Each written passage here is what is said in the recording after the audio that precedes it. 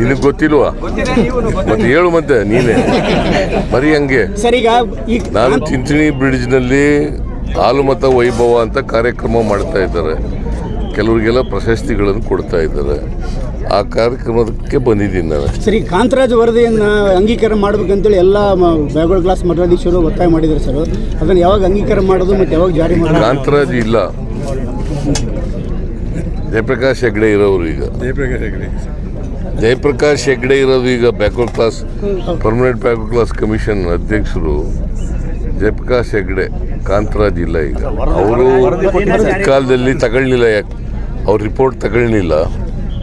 ಆಗ ಕುಮಾರಸ್ವಾಮಿ ಇದ್ದರೂ ತಗೊಳ್ಳಿಲ್ಲ ಅವರು ಮುಖ್ಯಮಂತ್ರಿಯಾಗಿ. ಅವ್ರು ತಗೊಳ್ಳದೇ ಇರೋದ್ರಿಂದ ಈಗ ನಾನು 2 ತಿಂಗಳಿಗೆ ಇವ್ರಿಗೆ ಟೈಮ್ ಕೊಟ್ಟಿದ್ದೀನಿ. ಅಷ್ಟೊಳಗಡೆ ಕೊಟ್ಟರೆ ತಗೋತೀನಿ ನಾನು.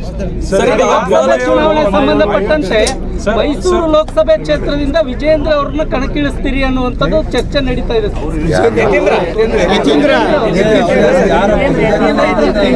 ಯಾರು ಹೇಳಿದ್ರು ನಿನಗೆ?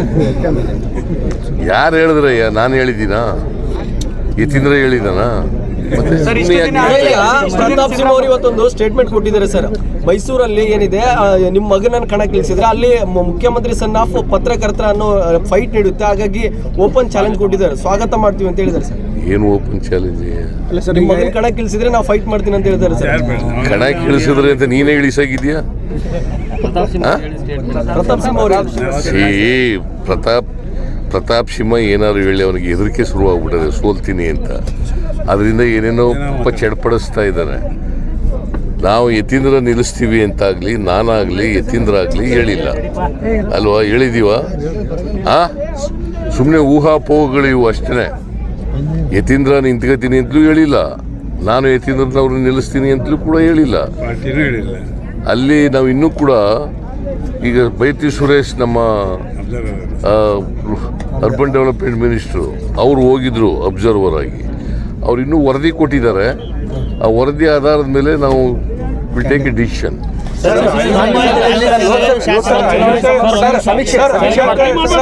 ಒಬ್ರು ಮಾತಾಡ್ರಿ. ಲೋಕಸಭೆ ಚುನಾವಣೆ ಸಂಬಂಧಪಟ್ಟ ಸಮೀಕ್ಷೆ ಆಧರಿಸಿ ಕ್ಯಾಂಡಿಡೇಟ್ ಕೊಡ್ತಾರೆ ಸರ್, ಅಂದ್ರೆ ಯಾರು ಅಭ್ಯರ್ಥಿ ಇಲ್ಲ, ಅಲ್ಲಿ ಕ್ಷೇತ್ರದವ್ರು ಇದಾರಲ್ಲ, MLAಗಳು, XMLAಗಳು, MP ಗಳು, ಕ್ಯಾಂಡಿಡೇಟ್ ಆಗಿದ್ದವರು, ಆಮೇಲೆ ಬ್ಲ್ಯಾಕ್ ಕಮಿಟಿ ಅಧ್ಯಕ್ಷರುಗಳು, ಜಿಲ್ಲಾ ಅಧ್ಯಕ್ಷರುಗಳು, ಇಂಪಾರ್ಟೆಂಟು ಕಾರ್ಯಕರ್ತರುಗಳು, ಲೀಡರ್ಗಳು, ಅವ್ರದ್ದೆಲ್ಲ ಅಭಿಪ್ರಾಯ ಮಾಡಿ ಅವ್ರು ಹೇಳೋದವ್ರಿಗೆ ಕೊಡ್ತೀವಿ. ಸರ್, ಸಿದ್ದರಾಮಯ್ಯನವರು ಇಷ್ಟು ದಿನ ಅಯೋಧ್ಯೆಗೆ ಹೋಗಲ್ಲ ಅಂತ ಹೇಳಿ ಹೇಳ್ತಾ ಇದ್ರು, ಬಟ್ ವ್ಯಾಪಕ ವಿರೋಧ ವ್ಯಕ್ತ ಆಯ್ತು. ಹಾಗಾಗಿ 22 ನಂತರ ಅಯೋಧ್ಯೆಗೆ ಹೋಗ್ತಾ ಇದ್ದಾರೆ ಅಂತ ಹೇಳಿದ್ರು ಕೆಲವೊಬ್ರು. ಯಾರು ಹೇಳಿದ್ರು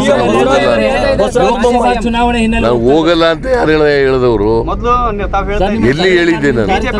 ಅಲ್ಲಪ್ಪ, ನೀನ್ BJP ಅವ್ರು ಹೇಳ್ದದ್ ನೀ ಹೇಳ್ಕೊ ಬರಕ್ಕೆ ನೀನೇ ಆಗ್ಬೇಕಾ? BJP ಅವರು ಅವ್ರು ರಾಜಕೀಯ ಮಾಡ್ತಾ ಇದ್ದಾರೆ. ಅಯೋಧ್ಯದಲ್ಲಿ ಶ್ರೀರಾಮಚಂದ್ರನ ಪ್ರತಿಮೆ ಪ್ರತಿಷ್ಠಾಪನೆ ಮಾಡಲಿಕ್ಕೆ ನಮ್ಮದೇನು ವಿರೋಧ ಇಲ್ಲ. ಆದರೆ ರಾಜಕೀಯ ಮಾಡಬಾರ್ದು. 22ನೇ ತಾರೀಕು ರಾಜಕೀಯ ಮಾಡೋಕ್ಕೆ ಹೊರಟಿದ್ದಾರೆ. ರಾಜಕೀಯವಾಗಿ ಆ ಉದ್ಘಾಟನಾ ಸಭೆನ ಬಳಸ್ಕೊಳ್ಳಲಿಕ್ಕೆ ಮಾಡಿದ್ದಾರೆ. ಅದನ್ನು ವಿರೋಧ ಮಾಡ್ತೀವೋ ಹೊರತು ನಾವು ಶ್ರೀರಾಮಚಂದ್ರನಾಗಲಿ, ಶ್ರೀರಾಮ ಮಂದಿರ ಆಗಲಿ ಯಾವುದನ್ನು ವಿರೋಧ ಮಾಡಿಲ್ಲ. ನಾನು ಎಲ್ಲೂ ಕೂಡ ಅಯೋಧ್ಯೆಗೆ ಹೋಗ್ತೀನಿ ಅಂತಾಗಲಿ ಹೋಗಲ್ಲ ಅಂತ ಆಗಲಿ ಹೇಳಿಲ್ಲ. ಯಾಳಪ್ಪ ಹೇಳಿದ್ದೀನಿ ಎಲ್ಲಾದ್ರೂ? ನೀವೇ ಎಲ್ಲರೂ ಹುಟ್ಟಿಸ್ಕೊಂಡು ಕೇಳಿದ್ರೆ ಏನು ಮಾಡಬೇಕು? ಕೇಳಯ್ಯ, ಆಗಲಿ ಇದು ಕೇಳ್ಬಿಟ್ಟು ಆಲೇ ಜಂಪ್ ಮಾಡಿಬಿಟ್ಟೆ ನೀನು ಅಲ್ಲಿಗೆ. ಕಲ್ಯಾಣ ಕರ್ನಾಟಕ 5,000 ಕೋಟಿ ಅನೌನ್ಸ್ ಮಾಡಿದ್ರೆ ಬಜೆಟ್ನಲ್ಲಿ, ಬಟ್ ಇಲ್ಲಿವರೆಗೆ ಕೇವಲ 750 ಕೋಟಿ ಮಾತ್ರ ಕ್ರಿಯಾಯೋಜನೆ ಕೊಟ್ಟಿದ್ದಾರೆ. ಈಗ ಏನಾಯಿತು, ಕಾನೂನಿನಲ್ಲಿ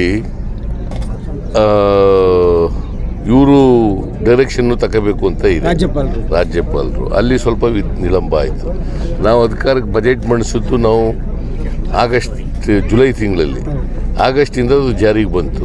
ಹಾಗಾಗಿ ಹೆಚ್ಚು ಖರ್ಚು ಮಾಡಲಿಕ್ಕಾಗಲಿಲ್ಲ. ಆದರೂ ಕೂಡ ಹೆಚ್ಚು ಖರ್ಚು ಮಾಡಬೇಕು ಅಂತೇಳಿ ನಾನು ಮೊನ್ನೆ ಮೀಟಿಂಗ್ ಕರೆದು ಎಲ್ರಿಗೂ ತಾಕೀತು ಮಾಡಿದ್ದೀನಿ.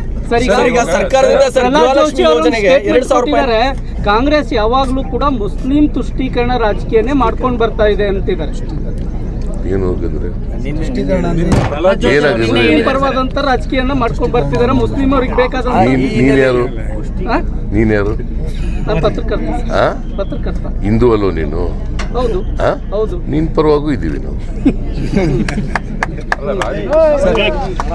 ಎಲ್ಲರೂ ಈ ಸಮಾಜದಲ್ಲಿರ್ತಕ್ಕಂಥ ಎಲ್ಲ ಜಾತಿಯವರು ಎಲ್ಲ ಧರ್ಮದ ಪರವಾಗಿಯೂ ಇದ್ದೀವಿ.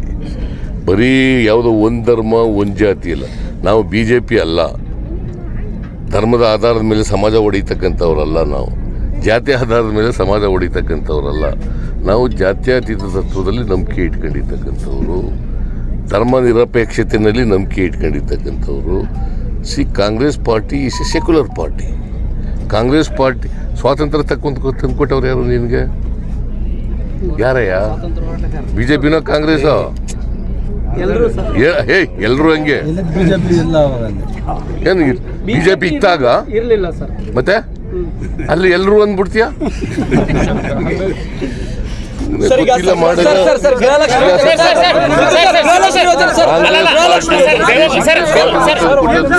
ಕಾಂಗ್ರೆಸ್ ಪಾರ್ಟಿ ಗಾಂಧೀಜಿಯವರ ನೇತೃತ್ವದಲ್ಲಿ ಹೋರಾಟ ಮಾಡಿ ಗೃಹಲಕ್ಷ್ಮಿ ಯೋಜನೆಯಲ್ಲಿ 2,000 ರೂಪಾಯಿ ಕೊಟ್ಟಿರೋದು ಸಾಕಾಗ್ತಾ ಇಲ್ಲ ಅಂತೇಳಿ ಮಾಜಿ ಪ್ರಧಾನಮಂತ್ರಿ ದೇವೇಗೌಡರು ಹೇಳ್ತಾ ಇದ್ದಾರೆ.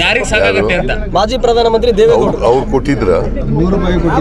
ಅವ್ರು 100 ರೂಪಾಯಿನಾದ್ರು ಕೊಟ್ಟಿದ್ರ? 100 ರೂಪಾಯಿ ಕೊಟ್ಟಿಲ್ಲ.